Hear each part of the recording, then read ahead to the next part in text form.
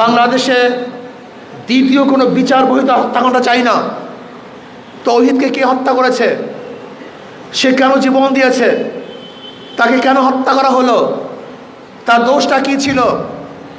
যদি দোষ হয় তাহলে বিচারকরা বিচার করবে, আদালত রায় দিবে।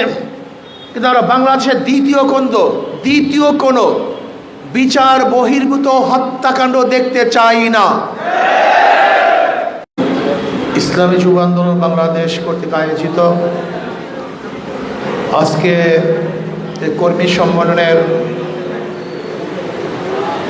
সম্মানিত সভাপতি, আমাদের ইসলামী আন্দোলন বাংলাদেশ আমেরিকা শাখার প্রধান উপদেষ্টা, জামাইকা মুসলিম সেন্টারের প্রতিষ্ঠাতা ও খতিব হযরত মাওলানা আবু জাফর বেগ সাহেব, কেন্দ্রীয় নেতৃবৃন্দ, সকল স্তরের যুবক ভাইয়ের আমার, ইসলামী যুব আন্দোলন, যুবকরা জাগ্রত হলে জাতি জাগ্রত হয়, যুবকরা ঘুমিয়ে পড়লে জাতিও ঘুমিয়ে পড়ে, যুবকরা আদর্শবান হলে জাতিও আদর্শবান হয়, যুবকরা চরিত্রবান হলে জাতীয় চরিত্রবান হয়, আর যুবকরা যদি মাদক আসক্ত হয় তাহলে জাতীয় মাদক আসক্ত পড়ে যায়। যুবকরা যদি ভালো হয় গোটা দুনিয়া ভালো হয়ে যায়। আমরা বারবার আন্দোলন করেছি, ব্রিটিশদের বিরুদ্ধে আন্দোলন করেছি, পাকিস্তান করার জন্য আন্দোলন করেছি, বাংলাদেশ দেশের জন্য আন্দোলন করেছি, আমরা স্বৈরাচার বিরুদ্ধে আন্দোলন করেছি, আমরা বৈষম্য বিরুদ্ধে আন্দোলন করেছি। আজকেও হাজারো শ্রমিকরা তাদের অধিকারের জন্য আন্দোলন করে, আজকে জেলেরা তাদের প্রাপ্তির জন্য আন্দোলন করে, আজকে যারা মুসি তারা আন্দোলন করে, আজকে পরিচ্ছন্ন কর্মীরাও তাদের অধিকারের জন্য আন্দোলন করে, আজকে মহিলার অধিকারের জন্য আন্দোলন করে, পুরুষরা আন্দোলন করে, মুসলমানরা আন্দোলন করে, হিন্দুরা আন্দোলন করে। শুধু অধিকার চাই, আন্দোলন হচ্ছে, কারো অধিকার প্রতিষ্ঠিত হচ্ছে না। কারণটা কি? বৈষম্য দূর করতে চাই কিন্তু বৈষম্য দূর হচ্ছে না। আমরা জুলুম, অত্যাচার, অবিচার বন্ধ করতে চাই কিন্তু আজও চলছে। গতকালকেও বিচারবিহীন হত্যাকাণ্ড, যেই কুমিল্লাতে বিচারবিহীন হত্যাকাণ্ড হয়েছে, এই হত্যাকাণ্ড বন্ধ করার জন্য তো আন্দোলন করেছিলাম। বাংলাদেশে দ্বিতীয় কোনো বিচার বহির্ভূত হত্যাকাণ্ড চাই না। তৌহিদকে কে হত্যা করেছে? সে কেন জীবন দিয়েছে? তাকে কেন হত্যা করা হলো? তার দোষটা কি ছিল? যদি দোষ হয় তাহলে বিচারকরা বিচার করবে, আদালত রায় দিবে। কিন্তু আমরা বাংলাদেশের দ্বিতীয় কোনো বিচার বহির্ভূত হত্যাকাণ্ড দেখতে চাই না। 5ই আগস্টের পরে ঢাকা ইউনিভার্সিটিতে বিচার বহির্ভূত হত্যাকাণ্ড হয়েছিল। আবরার ফাহাদকে বিচার বহির্ভূত হত্যা করা হয়েছিল। সেই বিশ্বজিৎকে বিচার বহির্ভূত হত্যা করা হয়েছিল। এরকম একটা হত্যা আমরা দেখতে চাই না। আমরা চাই বিচারকদের স্বাধীনতা, বিচারকরা স্বাধীনভাবে বিচার করবে। যে দোষী সে শাস্তি পাবে, যে নির্দোষ তাকে জামিন দেওয়া হবে, তাকে বাঁচিয়ে দেওয়া হবে। কিন্তু সেই বিচার বিভাগ আজও আমরা সৃষ্টি করতে পারিনি। আজও আমরা মানুষের অধিকারকে প্রতিষ্ঠিত করতে পারি নাই। আজকেও শ্রমিক তাদের অধিকারের জন্য জীবন দেয়। আজকে আমার মা বোনেরা ধর্ষিতা হয়, আজকে আমার মা বোনের ইফটিজিংয়ের শিকার হয়, আজকে হাজারো শ্রমিক শ্রম দেওয়ার পরে ন্যায্য অধিকার থেকে বঞ্চিত হয়। আজকেও যোগ্যতা থাকা সত্ত্বেও চাকরি পাচ্ছে না। আজকে হাজারো যুবক বাংলাদেশের তারা চাকরিবিহীন, এই দেশের জন্য অভিশাপ হয়ে গেছে। কর্মবিহীন, এই দেশের জন্য বোঝা হয়ে গেছে, তার পরিবারের জন্য বোঝা হয়ে গেছে। আমরা চাই না আশরাফুল মাখলুকাত দেশের জন্য বোঝা হবে, বরং এমন কর্মসংস্থান করতে চাই যেখানে প্রত্যেকটা যুবকদের জন্য কর্মের জায়গা থাকবে, কর্মের স্থান থাকবে, তারা জীবিকা নির্বাহ করবে, তাদের পরিবার পরিজন নিয়ে সুখে স্বাচ্ছন্দ্যে জীবন কাটাবে। আমরা চাই বাংলাদেশের প্রত্যেকটা মানুষ নিরাপদে রাস্তায় হাঁটবে, যেখানে লুণ্ঠিত হবে না, যেখানে সে টিজির শিকার হবে না, যেখানে সে খুন খারাপিতে পড়বে না। বাংলাদেশে কি অবস্থা জানেন আপনি?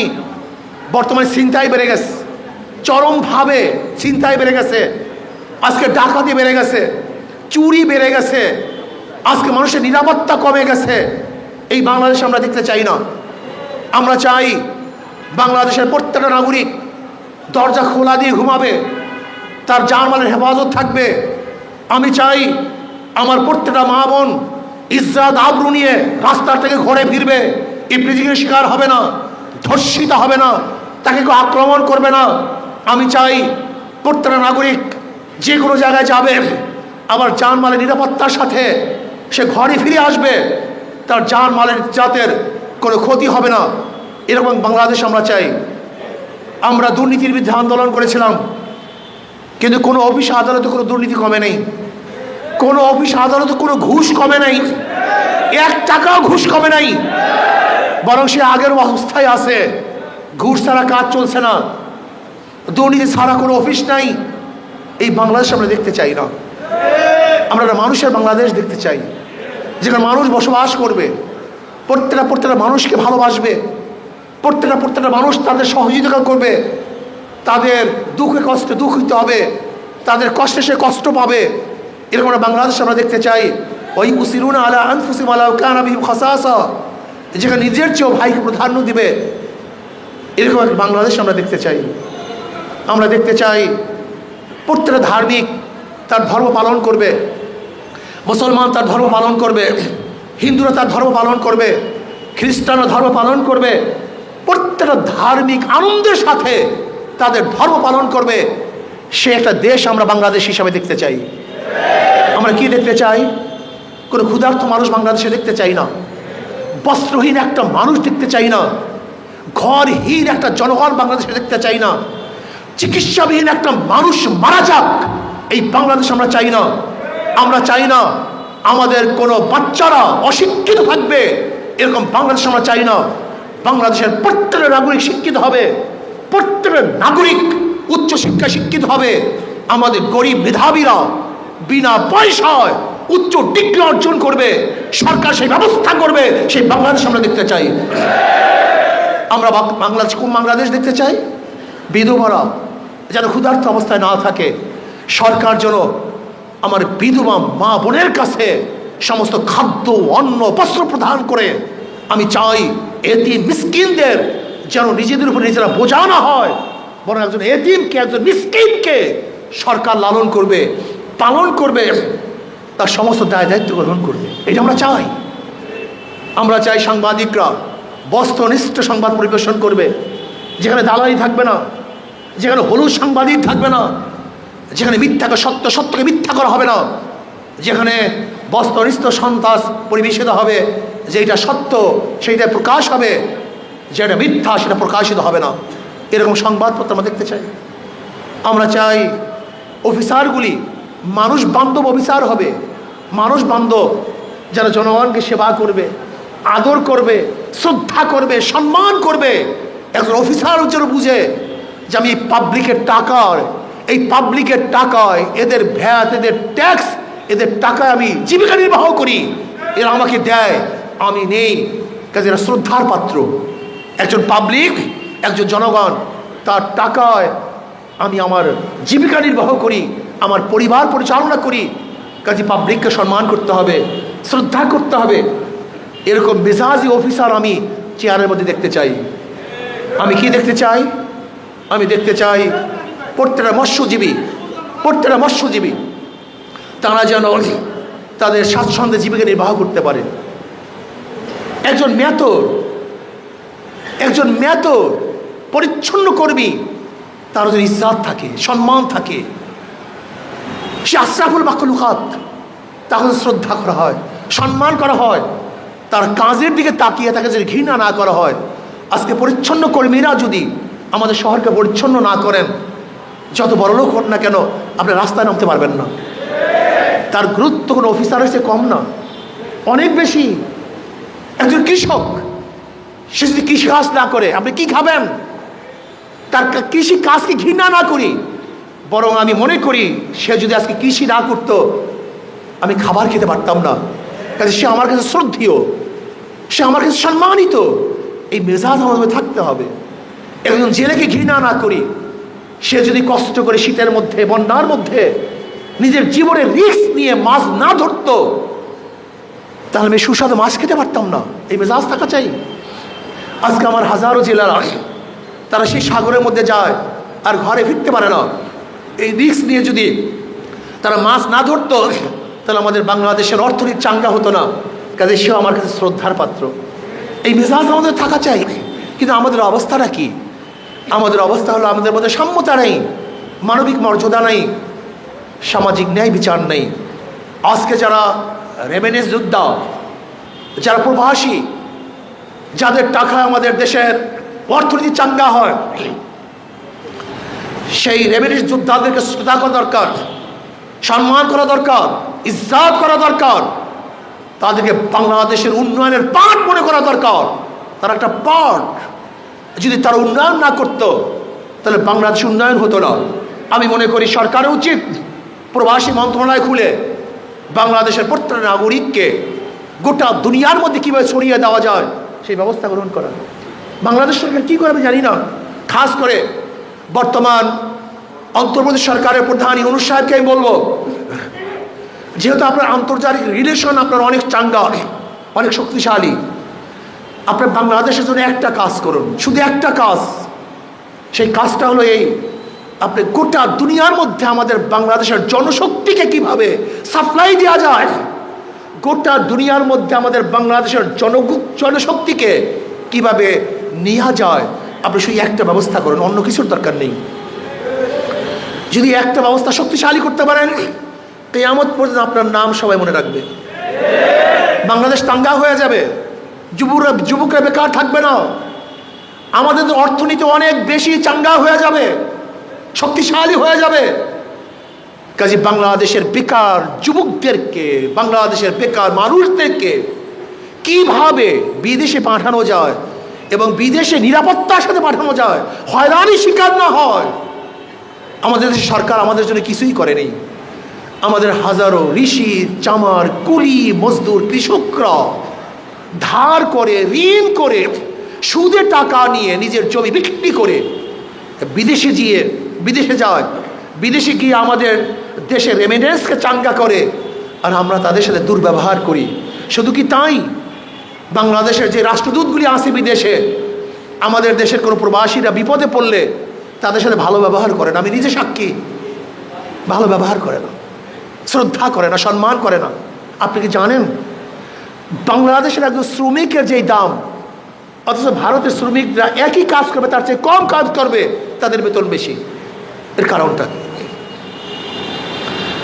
বাংলাদেশের একজন প্রফেসর, ডক্টর, ভালো সাবজেক্ট পড়াবে বিদেশে, তার বেতন, এবং ইন্ডিয়ান যদি একজন প্রফেসর একই সাবজেক্ট পড়ায় তার বেতন অর্ধেকেরও কম। শুধু বাংলাদেশে হওয়ার কারণে। জানেন না আপনারা অনেকেই, এই খবর কিন্তু অনেকের নেই, আপনাদের অনেকের নাই। একই দোকানে চাকরি করবে, একই মানের চাকরি, যদি অন্য দেশের হয় তার বেতন অনেক বেশি, যদি বাংলাদেশি হয় বেতন অনেক কম। আশ্চর্য বিষয়। গোটা দুনিয়ার সাথে আমাদের রিলেশন খুবই খারাপ, আন্তর্জাতিক রিলেশন খুবই খারাপ, সম্পর্ক খুবই খারাপ, বৈদেশিক সম্পর্ক আমাদের মধ্যে খুবই দুর্বল। কাজে ডক্টর ইউনূস সাহেবকে বলি, আমাদের রেমিটেন্স যোদ্ধারা যেখানে যেখানে দুর্বল অবস্থা আছে, হেয় অবস্থায় আছে, আপনি কিভাবে তাদেরকে চাঙ্গা করতে পারেন? আমাদের বাংলাদেশের প্রফেসররা যারা যাবে, ডাক্তাররা যারা যাবে, ইঞ্জিনিয়াররা যারা যাবে, তারাও যেন ভিন্ন দেশের ইঞ্জিনিয়ারদের মর্যাদা ভোগ করতে পারে, একই বেতনে চাকরি করতে পারে, সেই ব্যবস্থা করে করতে হবে। আপনি সেই আইন পাশ করুন আন্তর্জাতিকভাবে, সেই কাজটা আপনি করুন। যদি এই কাজটা করতে পারেন তাহলে ইনশাআল্লাহ অবশ্যই বাংলাদেশ অনেক ডেভেলপ হয়ে যাবে। যুবক বন্ধুরা, আসো চরিত্র গঠন করো। আল্লাহ পাক কালামে পাকের মধ্যে ফরমান, কু আনফুসুকুম ওয়া আহলিকুম নারা। নিজে বাঁচো, সমাজকে বাঁচাও। নিজে বাঁচো, আহালকে বাঁচাও। নিজে ভালো হও, অন্যকে ভালো বানাবার চেষ্টা করো। আমি বিশ্বাস করি যুব আন্দোলন যদি চাঙ্গা হয় তাহলে দেশ চাঙ্গা হবে। যুব আন্দোলন শক্তিশালী হবে, দেশ শক্তিশালী হবে। যুব আন্দোলন যদি আঙ্গুল তুলে তাহলে ভারত আমাদের দিকে আঙ্গুল তুলতে পারবে না। যদি যুব আন্দোলন ভারতের দিকে চক্ষু উঠায় তাই ভারত আমাদের দিকে চক্ষু উঠাতে পারবে না। যদি যুব আন্দোলন হুঙ্কার ছাড়ে ভারতের কেউ আমাদের হুঙ্কার ছাড়তে পারবে না। কয়েকদিন আগে ভারতের লোকজন বলছে জয় শ্রীরাম, আর আমাদের বাংলাদেশ থেকে আওয়াজ দিয়েছে নারায়ে তাকবীর, আল্লাহু আকবার। যখন আল্লাহু আকবার ধ্বনি দিয়েছে ওরা পালাতে বাধ্য হয়েছে। ইনশাআল্লাহ আমরা যদি আল্লাহু আকবার ধ্বনি দিতে পারি তাহলে গোটা দুনিয়ার থেকে সমস্ত বামদেরকে, রামদেরকে ধ্বংস করে ইসলামের পতাকা, কালেমার পতাকা উত্তোলন করা সম্ভব হবে ইনশাআল্লাহ। আসো, নির্বাচন আসতেছে, মূল কাজ দাওয়াত। মূল কাজ কি? একজন মুসলমান দাওয়াত ছাড়া থাকতে পারে না। নবী আলাইহিস সালাতু ওয়াস সালাম দাওয়াত দিতে গিয়ে হীন এমন কোনো কষ্ট নাই যে কষ্ট তিনি স্বীকার করেন নাই। এমন কোনো কষ্ট নাই যে কষ্ট তিনি ভোগ করেন নাই। তিনি দাওয়াত দিতে গিয়ে দাম শহীদ করেছেন, দাওয়াত দিতে গিয়ে রক্ত ঝরিয়েছেন। আর তুমি আমি দাওয়াত দিতে গিয়ে ঘর থেকে বের হই না, সামান্য ঘাম ঝরাই না, রক্ত ঝরাই না, আমাদের জুতাওকে ক্ষয় করি না, তুমি নবীর উত্তম উত্তরসূরি হতে পারো না। এই নবী আলাইহিস সালাম দাওয়াত দিতে গিয়ে নিজের ঘর ত্যাগ করে হিজরত করতে বাধ্য হয়েছেন।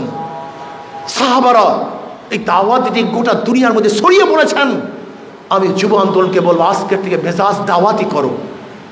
এমন কোনো মানুষ যেন না থাকে যে দাওয়াত থেকে মাহরুম হয়। প্রত্যেকের কাছে কাছে দাওয়াত নিয়ে যাও, প্রত্যেকের ঘরে ঘরে দাওয়াত নিয়ে যাও। দাওয়াত ইসলাম আসলে কি হবে? এই যে এইমাত্র বক্তৃতা করেছি, ইসলাম আসে সাম্য, মানবিক মর্যাদা, সামাজিক ন্যায়, বিচার প্রতিষ্ঠিত হবে। প্রত্যেকটা মানুষ তাদের অধিকার নিয়ে বাঁচতে পারবে। পুরুষ, মহিলা, হিন্দু, বৌদ্ধ, খ্রিস্টান, যত ধর্মের মানুষ আছে সবাই সমানভাবে ধর্ম পালন করতে পারবে। ইসলাম হুকুমত আসলে জানমাল, ইজ্জত, আবরু, নিরাপত্তা প্রদান করা হবে। ইসলাম আসলে কেউ খাবে কেউ খাবে না তা হবে না। কেউ থাকবে 10 তলায়, কেউ থাকবে নিচতলায়, তা হবে না। খোলা আকাশের নিচে কোনো মানুষ থাকবে না ইনশাআল্লাহ। কাজে আসি ইসলাম হুকুমত কায়েম করি, দাওয়াত দেই, সবাই কাছে কাছে যাই।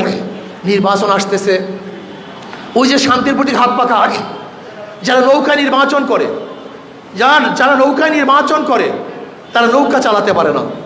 যারা নাঙ্গলে নির্বাচন করে তারা নাঙ্গল বইতে পারে না। যারা ধানে নির্বাচন করে ধান কাটতে পারে না। যারা কুঠার কাস্তে নির্বাচন করে তারা লাকড়ি ফাটতে পারে না। কিন্তু হাত পাখা এমন এক প্রতীক যে নিয়ে নির্বাচন করে সেও চালাতে পারে।